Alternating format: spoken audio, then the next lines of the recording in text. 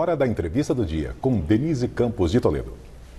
E vamos falar agora sobre os desafios da área científica no país, a importância da ciência nas políticas públicas, especialmente agora na pandemia, e a retomada da área da educação. Eu converso com o Renato Janini Ribeiro, que é o novo presidente da Sociedade Brasileira para o Progresso da Ciência e ex-ministro da Educação. Então, Renato Janini, boa noite. Boa noite, Denise. Grande prazer estar com você. Só observando, eu tomarei posse na SBPC no final de julho. Por enquanto, o presidente continua sendo o físico Ideu Moreira, que fez um trabalho admirável esses 4 anos e que defendeu de todas as formas a ciência, a educação, as causas nobres que a gente tem no país. Mas já podemos falar, né, dos desafios da área da ciência. A gente tem visto a ciência sendo valorizada em todo o mundo pelo desafio imposto pela pandemia e aqui no Brasil com muitas dificuldades, aquela briga contra a ciência, a realidade nos impondo uma dificuldade imensa. Como é que o senhor vê esse desafio pela frente? Olha, eu vejo com preocupação a situação atual no Brasil, corte de verbas, campanhas contra a ciência às vezes, de pessoas infelizmente mal informadas. Ao mesmo tempo, eu vejo com muito otimismo esse tipo de sociedade em que a gente está. Eu costumo pensar no seguinte, Denise, faz um século a gripe espanhola matou entre 3% e 5% da população mundial. Calcula-se que 50 milhões de pessoas morreram da gripe espanhola, no mundo tinha menos de 2 bilhões de habitantes. Se a gente tivesse tido a mesma mortalidade, o mesmo percentual, nós teríamos tido pelo menos 230 milhões de mortos. O mundo teve até agora a prantear 3 milhões de mortos, é um número grande, um número lamentável, mas imagine se tivessem morrido mais de 200 milhões de pessoas. E essas vidas foram salvas graças à ciência, graças aos avanços da saúde. É por isso que a gente tem que defender a ciência. É a ciência que salvou todas essas vidas, as vidas que foram salvas neste período todo, foram salvas graças ao distanciamento físico, graças ao uso de máscara, agora as vacinas. Nós nunca tivemos uma coisa como essa de ter uma dúzia de vacinas prontas em um ano. Quer dizer, a AIDS existe há 40 anos e não tem vacina. Em 12 meses, o fato de que se tratasse de uma pandemia tão terrível, colocando a vida de tanta gente em risco, quer dizer, fechando praticamente toda a humanidade, isso obrigou, mas com êxito, os laboratórios a pesquisarem. Nós temos várias vacinas. Ano que vem, se tivermos que vacinar de novo, se durante algum tempo for necessário vacinar todo ano, a gente vai saber quais são as melhores. E isso é uma coisa admirável. Quer dizer, a gente está numa tragédia, uma coisa horrível, mas a ciência promoveu uma redução de danos gigantesca, só comparando 230 milhões de vidas salvas, né? Que não foram pessoas que não morreram. Agora, Renata, é importante a gente lembrar da necessidade de investimentos permanentes e em grande volume para a ciência, porque a própria ciência ressaltava o risco, né, antecipava o risco de o mundo viver uma pandemia e ela aconteceu. E esse resultado que o senhor está observando em relação às vacinas tem muita relação com investimentos maciços que foram feitos em vários países, não é? E conseguiram agilizar, inclusive, o desenvolvimento de vacinas, que é uma coisa que se desconfiava que não pudesse ocorrer logo no começo da pandemia. Né? Aí veio aquela história de imunidade de rebanho, porque ninguém acreditava que se pudesse ter vacinas com essa rapidez, e isso está acontecendo. Se a gente dependesse da imunidade de rebanho, morreriam dezenas de milhões, pelo menos, de pessoas a mais. Veja o caso do primeiro-ministro do Reino Unido, Boris Johnson, que foi reticente, que não queria fechar, até que ele próprio contraiu o Covid.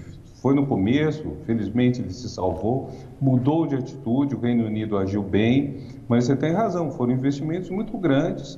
E já antes, quando teve a H1N1 e outros casos, já havia um pouco essa suspeita de que a gente poderia viver uma calamidade desse tipo, né? Mas são necessários investimentos. É pena que o Brasil não os tenha feito, porque dos países do nosso porte, o Brasil talvez fosse o mais capacitado a fazer uma vacina própria. Quer dizer, nós temos cientistas, temos laboratórios, temos gente capacitada a fazer uma vacina. E o Butantan está agora cogitando a Butanvac, né, que deve entrar em testagem. Quer dizer, nós temos capacidade para isso. E isso se não aconteceu até agora, em boa parte foi por falta de investimentos, por uma miopia de alguns gestores, né, que não souberam ver o que é necessário para a saúde e o bem-estar do nosso povo. Agora, o que a gente tem visto na área da ciência é a perda de jovens cientistas, de estudantes promissores que buscam apoio, inclusive financeiro, em outros países por falta de condição aqui no Brasil, que é uma perda que é difícil de ser revertida, não é? O Brasil tem uma vantagem, talvez pouca gente saiba, a evasão de cérebros, que em inglês até é um trocadilho, brain drain, a evasão de cérebros no Brasil é menor do que, por exemplo, na Argentina, na Índia, proporcionalmente. O brasileiro não deixa o país com muita facilidade.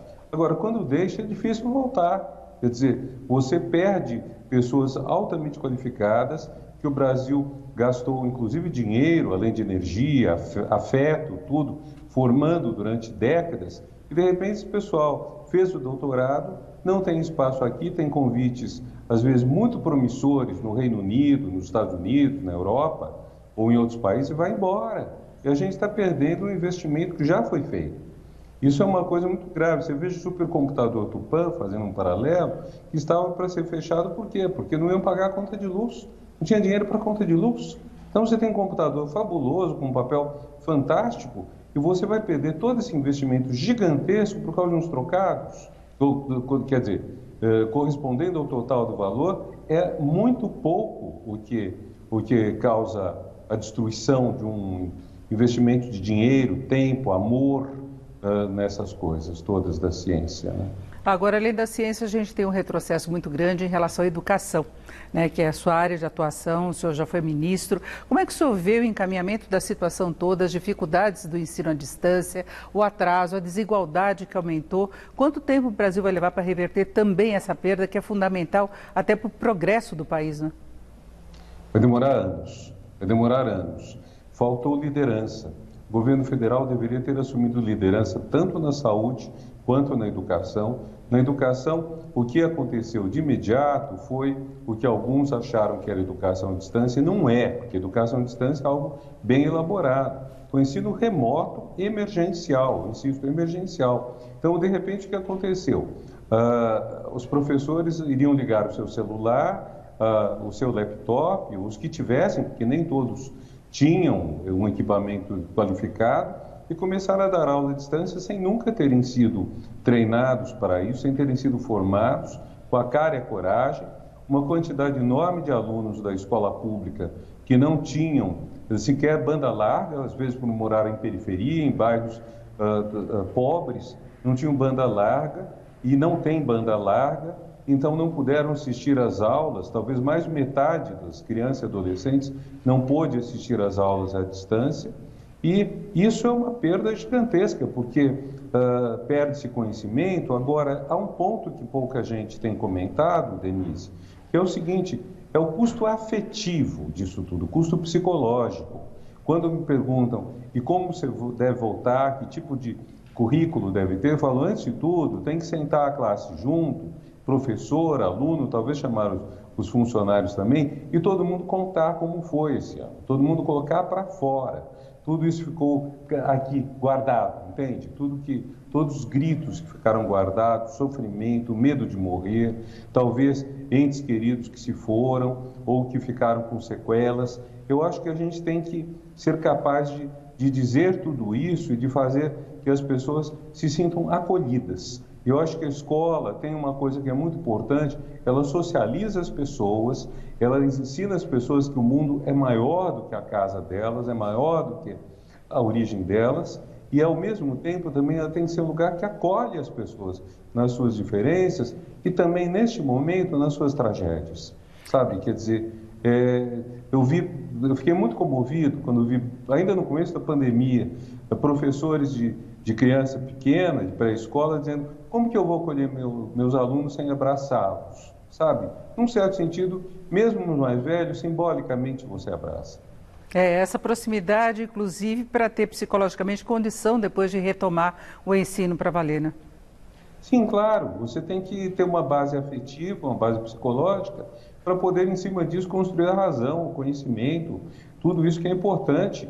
E aí tem, sim, entra o ponto que você salientou, que eu acho muito importante, o prejuízo econômico para o país de não ter tomado os cuidados devidos na saúde e na educação. Nós vamos ter que pagar muito caro, porque não houve, por exemplo, uma liderança federal no ensino remoto emergencial, assim como não houve uma liderança federal na questão da saúde. A gente vê que a China e outros países que cuidaram da saúde estão pegando de novo um impulso econômico importante. Então, Renato, nós deveríamos estar nisso. Temos que fechar por aqui a nossa entrevista, foi ótima. Ouvimos Renato Janine Ribeiro, que é ex-ministro da Educação e futuro presidente da SBPC. Muito obrigada, uma boa noite. Eu que te agradeço, Denise, e a todos os espectadores. E desejo que todos se cuidem muito bem e preservem suas vidas e saúde. Com vocês.